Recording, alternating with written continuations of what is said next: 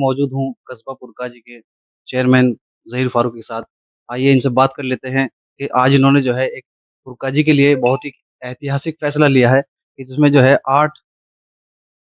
8 बीघा ज़मीन देने का जो फैसला लिया है, इसकी प्रेरणा कहाँ से मिली है, इनसे बात कर लेते हैं। जी, चेयरमैन साहब क्या कहना चाहेंगे? अजीज भाई, पुरकाजी की जरूरत है। पुरकाजी का दुर्भाग्य है कि यहाँ पर आजादी से लेकर अब तक भी 10वीं तक का कोई सरकारी हाई स्कूल या कोई इंटर कॉलेज नहीं है। तो मेरे पुरकाजी का बहुत बड़ा जरूरत है। और इसके लिए प्रेरणा क्या, बड़ा अफसोस होता था कि हम लोग जब बच्चों के एडमिशन के लिए इधर उधर सिफारिशें करते हैं, सीटें नहीं मिल पाती। बहुत सारे ऐसे बच्चे हैं, गरीब बच्चे, जो पढ़ाई से वंचित रह जाते हैं। तो हमारी जरूरत थी और उस जरूरत को हमें पूरा करना था, इसलिए हमने जमीन का बैनामा लिया और जमीन सरकार को दी। जी, ये फैसला पहले से सोचा हुआ था या किसी विशेष घटना को लेकर प्रेरित किया गया? नहीं, घटना तो बस यही है कि हमारे पुरकाशी के बहुत सारे बच्चे बच्चियां ऐसी हैं जो लड़कियां घरों पे बैठी रह जाती हैं। 8वीं के बाद में घर वाले पढ़ाई नहीं करवा पाते। बहुत से लोग रिक्शा चलाते हैं, मजदूरी करते हैं। महंगाई बहुत ज्यादा हो चुकी है। माँ बाप अपने बच्चों को सरकारी स्कूल में तो पढ़ाई करवा देते हैं क्योंकि निःशुल्क शिक्षा होती है। उसके बाद में प्राइवेट कॉलेज में, प्राइवेट स्कूलों में 9th 10th करा पाना उनके लिए मुश्किल हो जाता है। फीस अधिक होती है और शिक्षा माफियाओं का कोर्स पे जो बहुत बड़ा एक जाल बिछाया हुआ है, कोर्स बड़े महंगे आते हैं और फिर ट्यूशन भी होते हैं। तो गरीब माँ बाप अपने बच्चों को पढ़ाने में असफल रहते हैं। अच्छा, इस तो ज़मीन पे जो है सबसे किस तरह का कॉलेज बनाने की योजना है? कोई विशेष कोर्स है या कोई देखिए, नहीं? मैंने ये जमीन सरकार को दी है और मेरी सरकार से ये मांग है कि हमारे यहाँ एक राजकीय इंटर कॉलेज बना दिया जाए। तो मुझे उम्मीद है कि 6ठी क्लास से लेके 12वीं तक का एक यहाँ पे राजकीय इंटर कॉलेज मंजूर होगा। उसके अंदर पुरकाजी कस्बे के क्षेत्र के लोग पढ़ाई करेंगे। अच्छा, सरकार को जो है आपने ये ज़मीन सौंपी है, ये सुनिश्चित किया है कि कब निर्माण कार्य कब तक शुरू हो जाएगा? देखिए, जो काम मेरा था, जो दो दो पक्ष होते हैं। तो मेरा पक्ष जो था ये था कि कोई जमीन दे, मैंने जमीन दे दी। और इसमें मुझे कस्बे का सहयोग है, कस्बे का प्यार मेरे साथ है। मैंने वो जमीन दे दी, ऊपर वाले ने मुझसे काम लिया। अब जो दूसरी तरफ का काम है वो प्रशासनिक अधिकारियों का, सरकारी अधिकारियों का है। वो काम उन्हें करना है। जमीन की जो समस्या थी वो हमने हल कर दी। बाकी काम सरकारी अधिकारियों का है।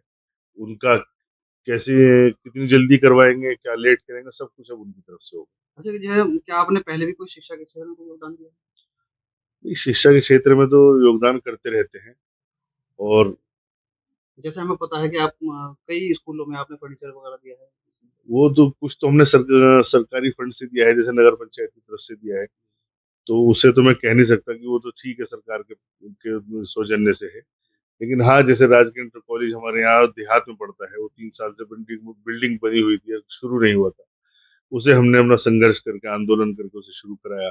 फिर उसके अंदर जब बच्चों के एडमिशन हो गए, उन्हें बैठने तक के लिए फर्नीचर नहीं था। तो जनता के सहयोग से, सम्मानित लोगों को बुला के उन सबके सहयोग से 3.5 लाख रुपए का फर्नीचर दिया। फिर 2 कंप्यूटर दिए, 2 साल तक बच्चों को, उनकी टीचर्स की, कुछ जो अस्थायी टीचर थे उनके वेतन दिए। उसके अलावा भी जो गरीब बच्चे होते हैं, जिनका मैं नाम नहीं ले सकता, ना ही मुझे लेना चाहिए, उनकी पढ़ाई में हम सहयोग करते रहते हैं। तो जितना होता है ऊपर वाला जो हमसे काम लेना चाहते हैं, अच्छा, हम क्या उस आपको काम लगता है करते कि अन्य जनप्रतिनिधियों को भी किसी इस तरह की सामाजिक जिम्मेदारी निभानी चाहिए थी? हैं। देखिए, सबका अपना अपना कार्यशैली है। और अगर सब करें तो बहुत अच्छा है। मैं तो सिर्फ अपने बारे में ही कहूंगा, क्योंकि मुझे ना तो अपनी किसी से तुलना करनी है।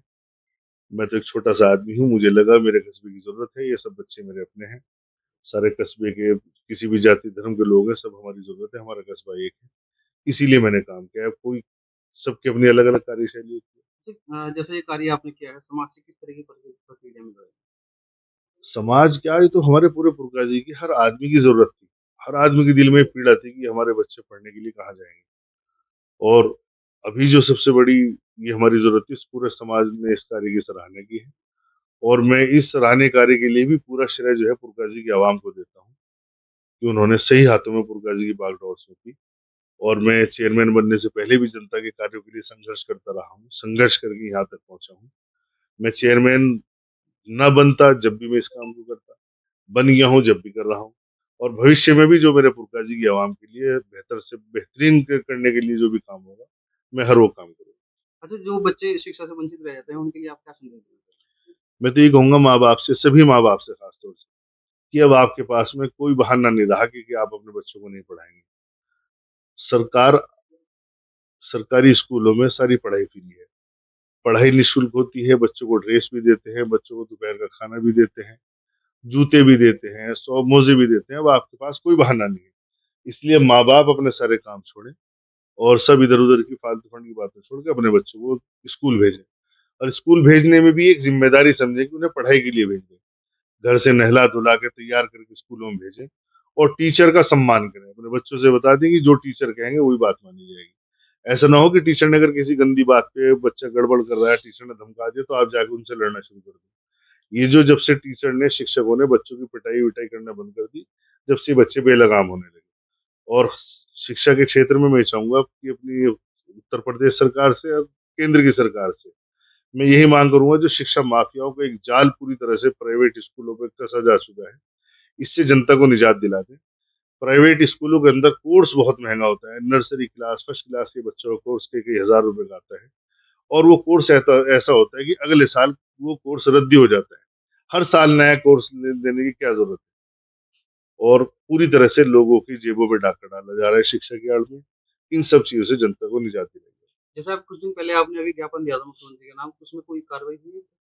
उसमें हमसे खंड शिक्षा अधिकारी ने यही हमें आश्वासन दिया था कि इस ज्ञापन में जो बिंदु है, उन बिंदुओं को रेखांकित करते हुए जो प्राइवेट कॉलेज है, उन सबको चिट्ठी जारी की जाएगी और उसमें जो नियमानुसार कार्रवाई होगी, कार्रवाई करेंगे। तो कार्यवाही अभी उनसे अपेक्षित है क्योंकि अभी हमने उन्हें ज्ञापन दिया था। तो कार्यवाही करने के लिए समय भी उन्हें देना चाहिए, फिर 1-2 हफ्ते बाद उनसे पूछेंगे उसपे क्या कार्यवाही। आप देख रहे थे एक्सप्रेस न्यूज़ से अज़ीज़ अहमद को।